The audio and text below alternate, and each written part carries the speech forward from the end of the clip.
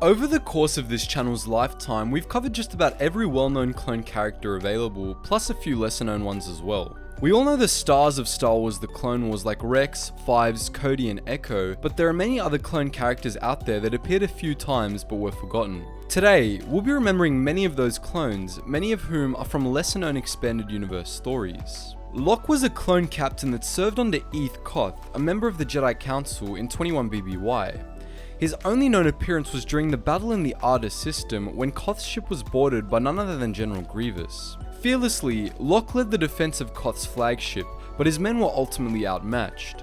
When Koth ordered Locke to retreat to the ship's escape pods, he reluctantly complied and likely escaped the destruction of the warship. It's unknown what happened to him after that.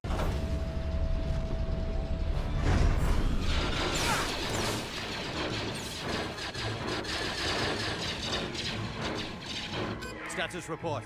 There's too many of them! Get yourselves to the escape pods. I will deal with Grievous here. But sir, they're commando droids! That does not matter, Captain. Now go. Stu was a clone gunner who served as a gunnery sergeant on the Republic Star Destroyer Endurance. Not much is known about him, aside from the fact that he had a cool armor design and he only appeared in one episode of the Clone Wars, namely Death Trap, the 19th episode of Season 2. In 21 BBY, Stu was present on the Endurance when a group from the Clone Youth Brigade came for a tour, and he stood over the young clones as they took shots with the Endurance's point defense guns. He was impressed by the shooting of a disguised Boba Fett, though in all likelihood, he probably ended up dead because of the young bounty hunter when Fett sabotaged the Endurance's engines. I know that look.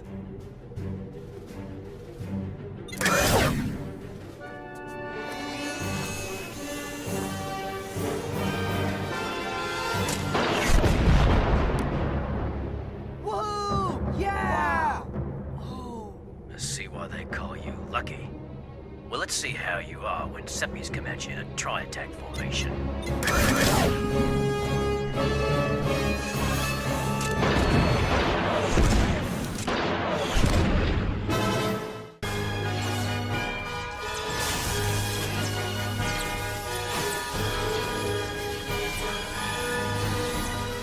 Another one-time clone officer, Commander Dox appeared in only a single issue of Star Wars Republic, but nonetheless proved his loyalty and his badassery. Dox's only known appearance was the Battle of Mersin, where he had been sent under Jedi General Ronar Kim with a small force of clones to eliminate a band of pirates. Instead, the Republic force found a massive droid army waiting for them. The battle was actually a trap laid by Darth Sidious that was intended to kill Kim, as we've discussed in detail in an older video.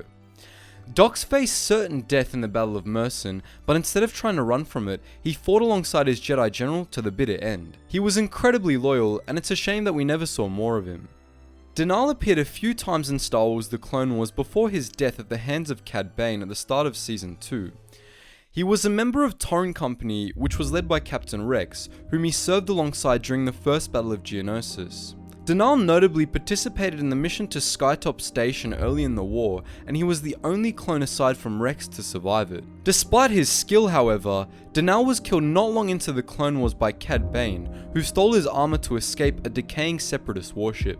Denal was actually most notably featured in a tie-in video game that was part of the Clone Wars multimedia project, during which he received several promotions, including one to Commander. However, the canonicity of these promotions is unclear. Indeed, the whole game is generally a canonical mess. Since it's possible that one or two of Denal's promotions actually happened, it is unknown what rank he was at the time of his death.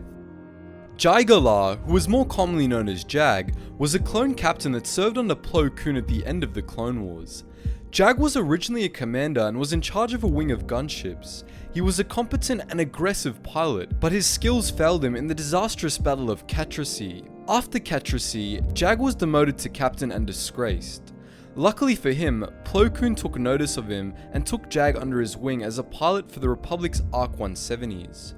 Jag repaid Koon for his kindness on Cato Nemoidia when he shot his Jedi General down in compliance with Order 66.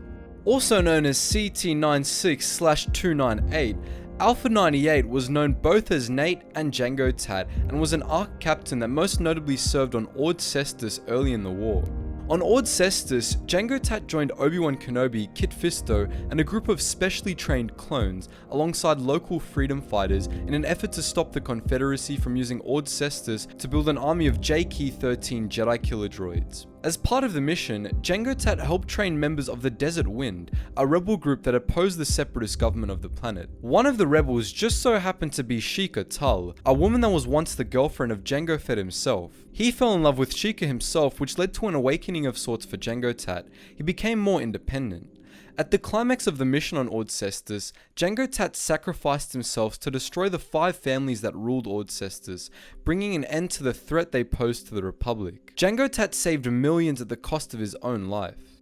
Deis was originally a clone captain and a veteran of many battles, from the first Battle of Geonosis right through to some of the last battles of the Clone Wars.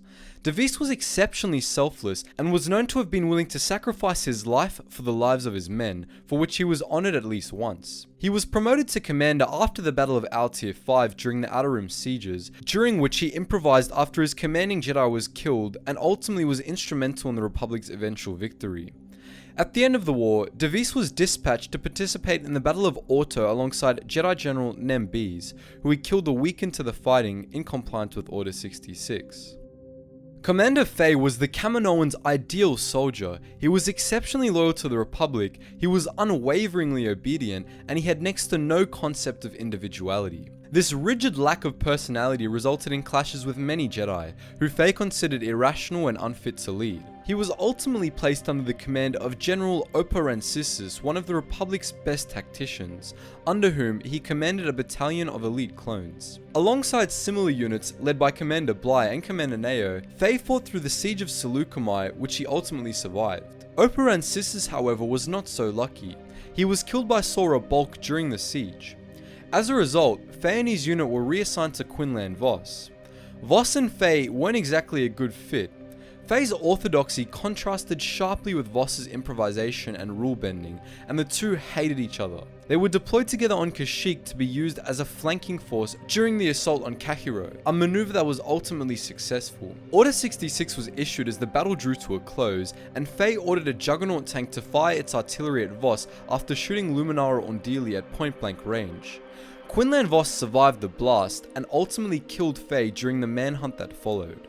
Appo was originally a sergeant in the 501st Legion, but by the end of the Clone Wars, he had risen to the rank of commander and took over command of the 501st from Captain Rex. Most notably, Appo commanded Operation Nightfall alongside Darth Vader and personally led his men in storming the Jedi Temple. Though he was injured by a Padawan during the assault, Appo survived the operation and worked closely with Vader during the first month of the Jedi Purge. Appo accompanied Vader on Jedi-killing missions to Kessel, Alderaan, and Kashyyyk, displaying brutal efficiency and a high level of competence at every turn. Even after becoming a full Lord of the Sith, Darth Vader was still fond of Appo, who respected him and was a good match for his own ruthless tactics. Appo ultimately met his end on Kashyyyk, where he was decapitated by Rowan's Shrine during an Imperial attack on the Wookiee homeworld.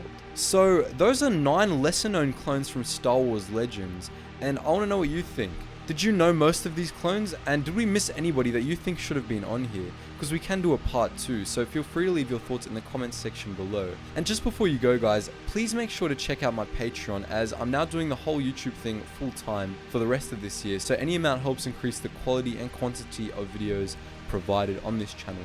And also, if you're into gaming, and you like Gmod, Roblox, or you just like role-playing as a clone, stormtrooper, or whatever, make sure you check out our Geetsly's gaming network. We currently have a Clone Wars roleplay, an Imperial roleplay, a Halo roleplay, and we also have our Roblox roleplay, which is a little bit more chilled out, but it's still a lot of fun. They're all a lot of fun, so make sure you check it out.